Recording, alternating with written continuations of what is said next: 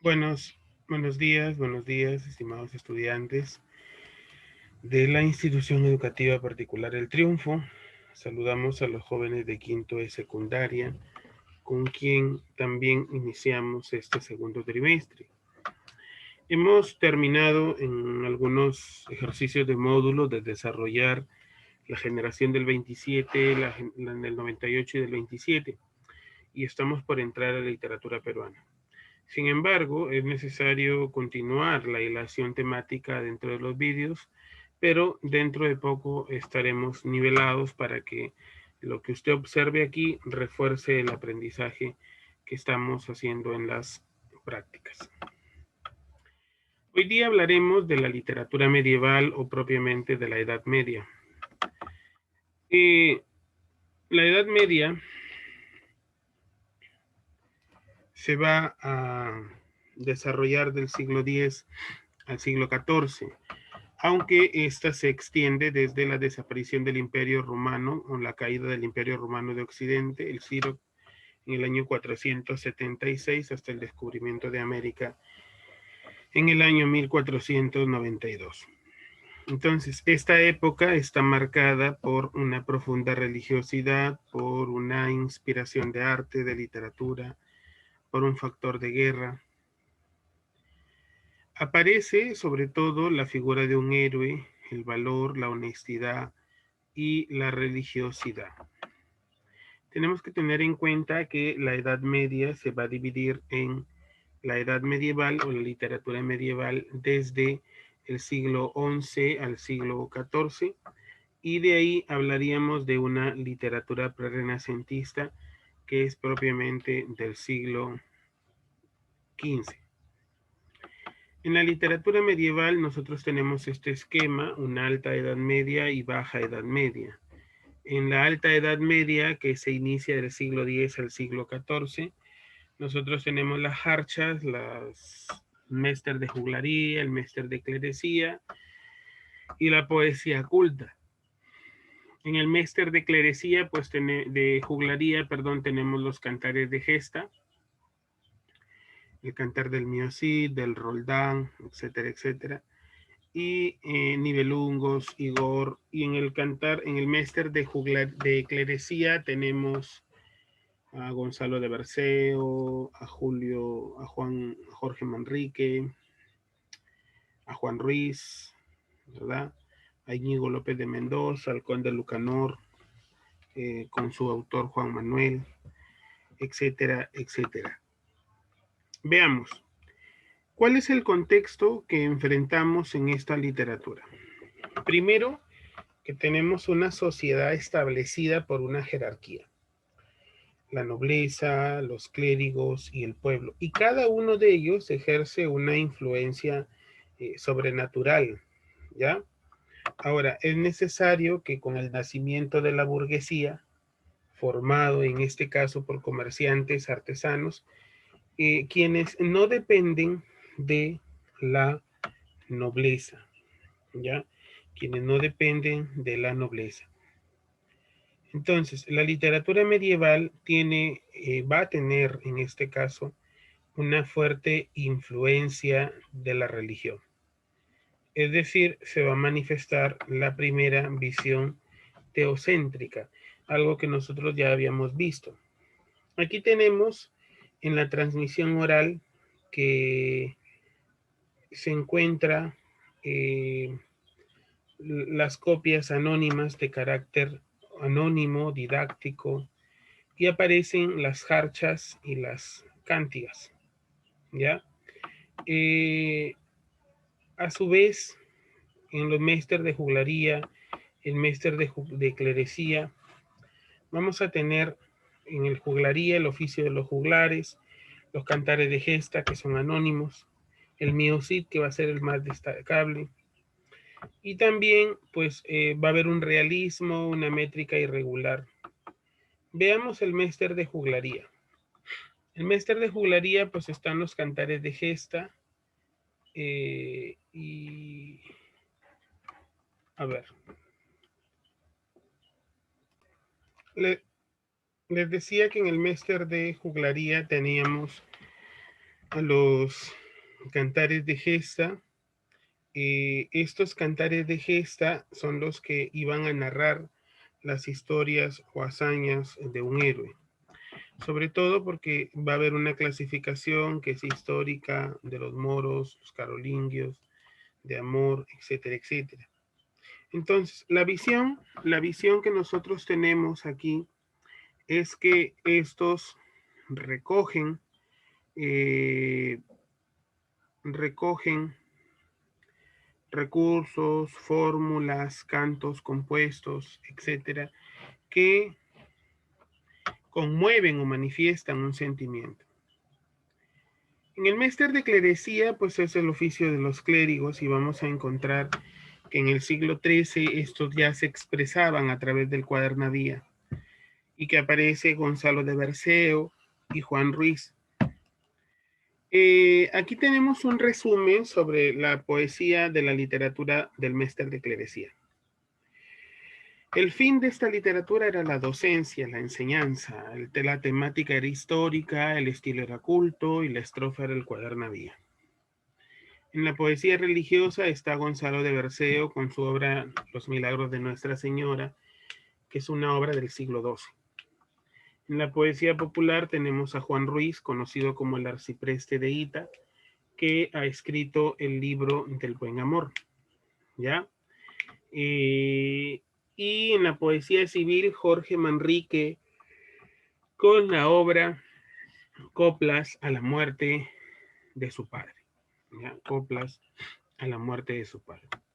De ahí, en un desarrollo tardío, tenemos a Alfonso X, conocido como el Sabio, el cual va a establecer al castellano como una lengua oficial. Tuvo un trabajo, una labor cultural bastante importante y es el prosista castellano del infante don Juan Manuel, quien hace una colección de cuentos titulada Conde Lucanor. En la poesía culta nosotros tenemos las glosas, que eran aquellas anotaciones que se realizaban en el margen derecho de un libro, ¿no? Son aclaraciones. Las glosas emilianenses, que eran los primeros vocablos en dialecto vasco. Los monasterios se van a convertir en centros culturales, en prosa poética, la de Alfonso X, su obra Historia General.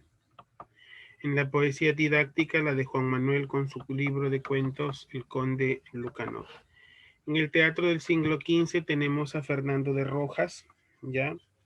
Fernando de Rojas con su obra La Celestina, conocida como la tragicomedia de Calixto y Melibea. El fin de esta obra era mostrarle a la gente, a los jóvenes en particular, los peligros de los asuntos amorosos y su finalidad es eminentemente didáctica. ¿Ya? En la literatura prerrenacentista, nosotros ya hemos mencionado anteriormente a Petrarca, a Boccaccio y a Dante Alighieri. ¿Ya? De Petrarca podemos decir que pues es el padre del humanismo, el padre del soneto. Su musa era Laura. De Boccaccio es el padre del cuento moderno. Tuvo una juventud bastante tocada por las dificultades que tuvo en su familia, ¿ya? Estudió Derecho Canónico, le gustó mucho la poesía, escribió el Decameron, su musa era María de Aquino. En la literatura prerrenacentista del siglo XV van a haber unos cambios bastante notorios, porque la conciencia de crisis, es decir, los problemas que han surgido en ese entonces, han tornado a los escritores inseguros y pesimistas. Frente a esto, pues los autores sí o sí se van a sentir orgullosos de los textos que han podido firmar, pero se van a alejar de lo religioso, algo que en la Edad Media ha sido bastante destacable, ¿no? Aparece entonces el escritor cortesano, es decir, noble, se dedica a las armas, pero también a las letras. El primer género que aparece sobresaliente es el género, la poesía culta. En la poesía culta del siglo XV es porque estos poetas surgen en la nobleza y se forman en torno a las cortes de los reyes. ¿Cuál es la característica? Primero, la poesía va a realizar antologías, ¿ya? Antologías. Segundo, la temática que va a desarrollar es bastante variada, bastante variada.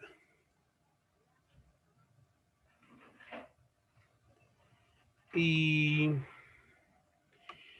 a menudo el amor que se presenta como tema va a ser un amor frustrado, un amor irresistible, contradictorio, etcétera, etcétera.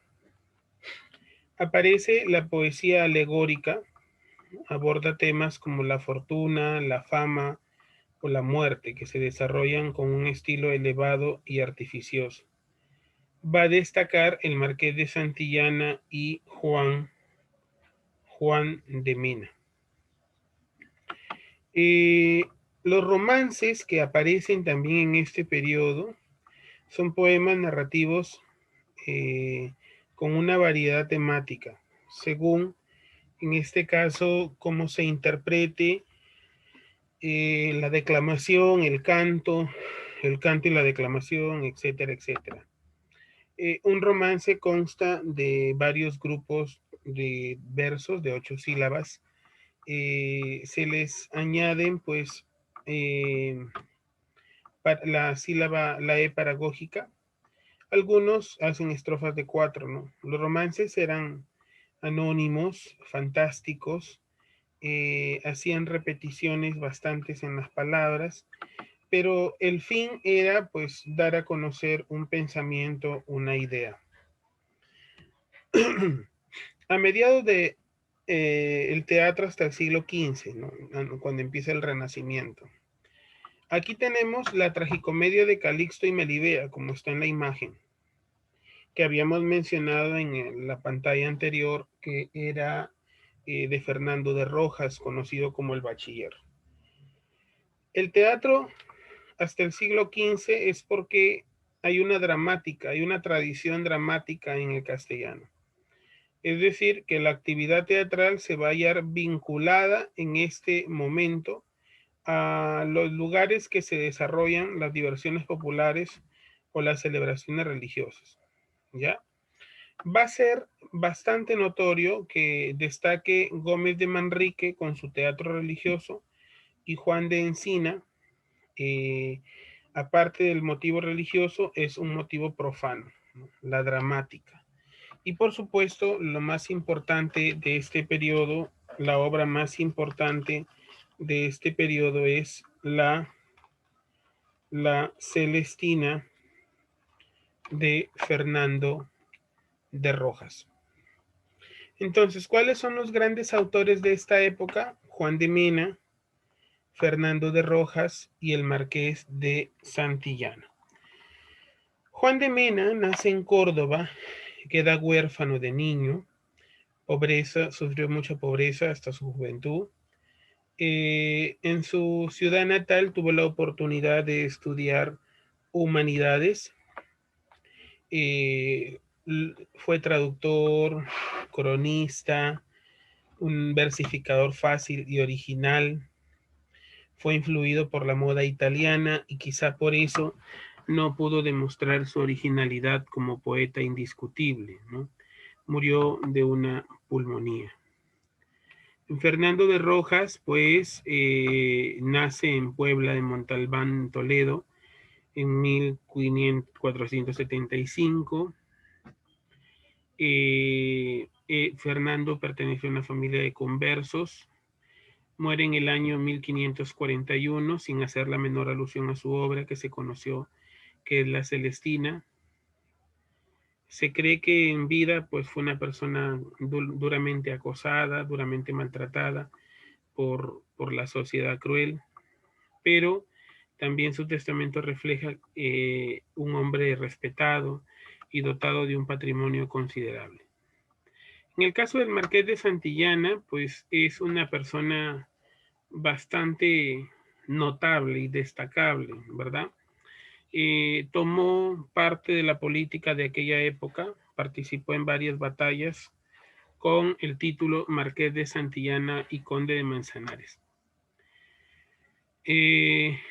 Estos títulos se los concedió el rey y más tarde se retira a su palacio donde fallece. ¿Ya? Entonces, hasta aquí nuestro tema del día de hoy. Muchas gracias.